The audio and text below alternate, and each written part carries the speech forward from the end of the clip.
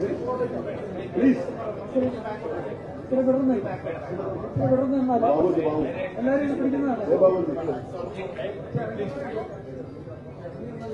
ಒಂದು ಅಡಿಗೆ ಬೇಕಾದೊಂದೇ ಒಂದು ಪ್ಲೀಸ್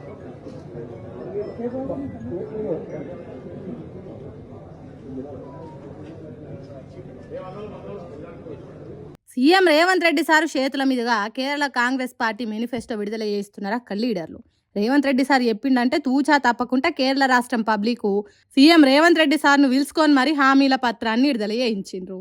ఈ వీడియో చూసి కన్న తల్లికి బుక్కెడు బువ్వ పెట్టలేనోడు మరమన్న తల్లికి బంగారు గాజులు చేపిస్తా అన్నట్టే ఉన్నదని ఈ ముచ్చటను చూసి మీరు మనసులో అనుకోండ్రి కానీ బయటికి చెప్పకుండ్రి. ఎందుకంటే ఈ నడుమ హేట్రెడ్ స్పీచ్ అనే చట్టం ఒకటి తీసుకొచ్చింది కదా సర్కారు, కాబట్టి పైలంగా ఉండుండ్రి. ఇక్కడ చెప్పిన 6 గ్యారెంటీల సంగతి గాలి కొదలబెట్టి కేరళ రాష్ట్రం పోయి 100% ఈ మేనిఫెస్టోను అమలు చేస్తామని మాట్లాడితే అక్కడ జనం నమ్ముతారు కావచ్చు కానీ తెలంగాణ పబ్లిక్ తెలుసు కదా ఎన్నికల తర్వాత ఏం జరుగుతుందో.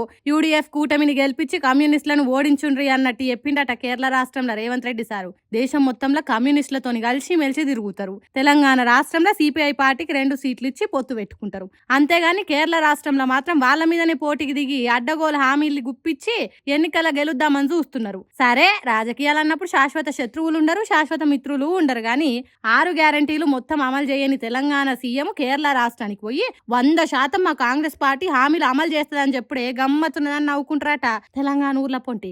ఏందో ఏమో పోన్రి, అంత గందరగోళం గాయ ఉన్నాయి రాజకీయాలు పాడే.